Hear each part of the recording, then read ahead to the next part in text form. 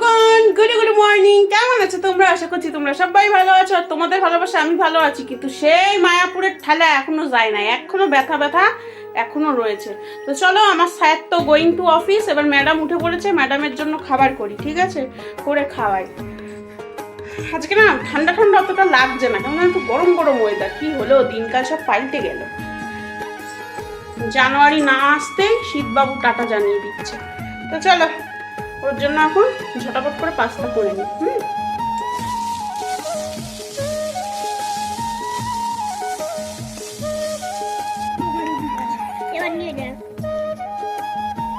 কেমন লাগছে? ভালো? তোর কেমন লাগছে? নুন হলুদ দিয়ে। ছোট বাচ্চা খাস? কোনটা বেকাই? ওটা বেকাই কি করে? ওটা তো ভগবান বেঁকিয়ে রেখে দেয়, ওই রকমই বিক্রি হয়, ওরকমই মেশিনে তৈরি হয়, বুঝেছিস? খেয়ে নে। একটা ছানা তো খেয়ে নিল, এবার আর একটা ছানাকে খেতে দিয়ে নি। এই ছানাকে আমার ভোরবেলা খেতে দিতে হয়, আবার দিতে হয় হচ্ছে সকালে, আবার এই টাইমে, আবার দুপুরে, আবার বিকেলে, আবার সন্ধ্যাবেলায়, আবার রাত্রিবেলায়। তো যাই হোক, খাবার দাবার দিয়ে দিয়েছি। দিয়ে এই খাবার দেওয়ার পরে যে জিনিসপত্র সেগুলো মাজন ঘোষণগুলো করে নিই, মেজে ঘষে তারপরে কিছু জামা কাপড় ভিজাতে হবে।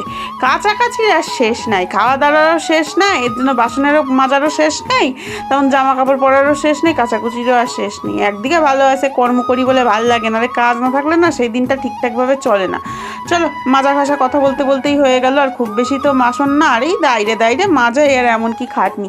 আগে বসতেই লাগতো 7 ঘন্টা, তারপরে হচ্ছে কল টিপে টুপে মাজতে অনেক কষ্ট হয়ে যেত। কিন্তু এখন আর বাসন যতই মাঝে অত বেশি কষ্ট মনে হয় না। একটা দিকে কষ্ট হয়, সেটা হচ্ছে জায়গায় একটুখানি এই জল ফল ছিটতে ছাইটে পড়ে, এইটা একটুখানি নিয়ে অসুবিধা হয়। তারপরে আবার শীতকাল, ঠান্ডা মহারাজ একটু বেশি লাগলে না একটু খারাপই লাগে। আমার আবার গরমও বেশি, শীতও বেশি। তো যাই হোক, এদিকে মাজা ঘষা হয়ে গেল। চলো, এদিকে কাজগুলো যখন কমপ্লিট হয়ে গেল, একেবারে বেসিনটা এখনই মেজে নেব। দিনে একবার করেই মাজি, 14 বার মাজি না, একবারই মাজি আমি।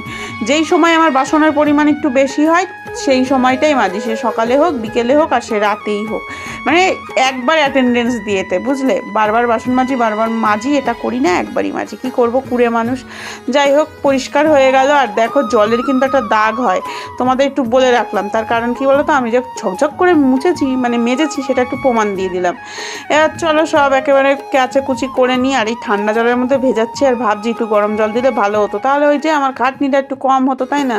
একটু পরিষ্কারটাও তাড়াতাড়ি হতো। আর এগুলো সেই ওই মায়াপুরের জামা কাপড়। মায়াপুর নমস্কার, কাছাকাছি করছে আর মনে মনে বলছি মায়াপুর নমস্কার। সত্যি ঠাকুর খুব ভালো লেগেছে, দর্শন করে না মন প্রাণ ভরে গেছে। একটা আলাদাই একটা মানে ফিলিং হয়, যে মনে হয় যে না সত্যি ভগবান আছে, একটা যে সুপ্রিম পাওয়ার, যে বলে যে শ্রীকৃষ্ণের মধ্যে একটা সুপ্রিম পাওয়ার আছে, সেইটা মনে হয়। কিন্তু যা খাটনি করেছি, চলো নিজেকেও সময় দিতে হবে, একটু অ্যাফ্রেশটা গুলে নিই, গুইলে গাইলে একেবারে খেয়ে নিই। গরিবাবু কিন্তু 11টার দিকে ছুট লাগিয়েছে, 11টার মধ্যে আমার অ্যাফ্রেশ খাওয়ার টাইম। তো চলো, কাচাকুচি করব, তার থেকেও একটা ভাইটাল কর্ম আজকে করতে হবে। তার আগে নিজেকে সময় দিই, একটু অ্যাফ্রেশ। আর এই যে নেবু নেবু খেয়ে নি। আও, দেবুর বউ খায় লেবু। চলো খেয়ে নি। এটা অনেকেই বলে, জানো তো, তোমাদের দাদাকে অনেকেই লেবু বলে, আমিও কই তার মধ্যে। চলো খেয়ে দিয়ে নিয়ে কাচন কোচন করবো। তার আগে ওই যে একটা ভাইটাল কাজ আছে, সেটা করতে হবে। আর দাঁড়াও, তোমাদের একটা জিনিস দেখায়, কি সুন্দর না বলো? সত্যিই দেখলে মনটা ভরে যায়। মায়াপুর থেকে দেবাগ্নি জেদ করে এটা কিনেছিল বলে তাই আমার আনা হয়েছে, নাহলে ঘন্টা ঘন্টা আনা হতো, বুঝেছো? তো চলো ফ্রেশটা খেয়ে নিই, আর মাকে ফোন করবো। কত দেরি হয়ে গেছে, দেখো দেখো কটা বাজে, ঠিক আছে? মাকে আমি ফোন করি 11টার মধ্যে, আর কটা বাজে দেখো, 11:15, যদিও 15 মিনিট ফাস্ট আমাদের ঘড়ি। তো চলো খেয়ে নিই একটু আস্তে আস্তে, খুব গরম।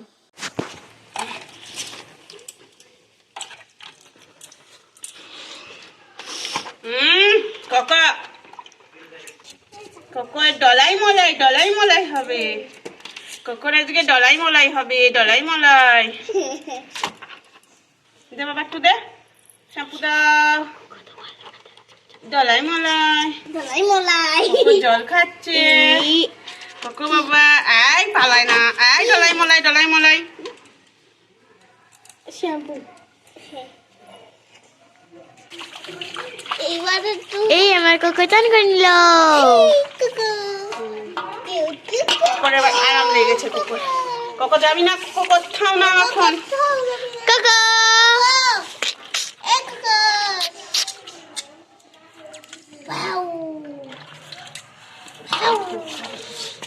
কোকো ও গায়ে এখনো শ্যাম্পু লেগে।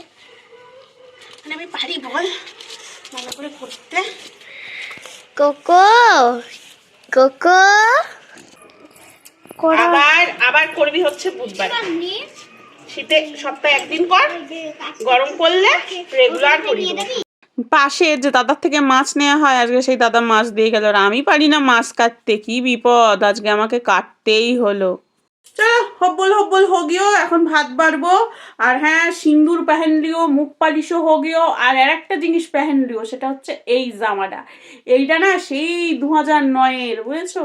তখন আমি এইচএস দিয়েছি 2009-এ, সেইবার পুজোয়, মানে দেবো দিইনি, দেবো সেইবারের এই জামাটা। আর দেখো মাঝে হতো না, একেবারে ফুলে ফেপে ঢোল হয়ে গেছিলাম, এখন একদম ঠিকঠাক হয়েছে। চুলের জল পড়েছে এখানটা, এর জন্য কিরকম লাগছে। তো যাই হোক, চলো ভাত বাড়বো। আর দরজা দিয়ে দিলাম, কারণ পাশে পিকনিক হতেছে, ছাকানাকা বলিউড বাজছে। বাবুজি জরা ধীরে চলো, বিজলি খড়ি ইহা বিজলি খড়ি। চলো বিজলি খড়ি বাড়ি করতে হবে না, রান্না করে নি, রান্না না সরি খেতে দিই, মাথাও গিয়েছে একেবারে। চলো ভাত ফাত বাড়ি। চলো আমি আজকে শাক দিয়ে রুটি খাবো, আর বেথর শাক আমার খুব ভালো লাগে। আর এদিকে মাকেও খেতে দিয়ে দিই। মাকে আজকে দিচ্ছি হচ্ছে ওই যে ডাল, শাক, আর কালকের একটুখানি মাংস ছিল, সেই দিয়ে সবাই এক পিস করে নিছে, আমি আর নিইনি, কালকে ভরপেট মাংস খাই ফেলাইছি। তো চলো এবার কোকোর ওষুধ খাওয়ার সময়। কোকোকে ওষুধ খাইয়ে একদম তাড়াতাড়ি করে ওপরে তুলে দেবো, কারণ ওই যে ঝিকানাকা বাজছে বলিউড, আর কোকো আমার খুব ভয় পাচ্ছে।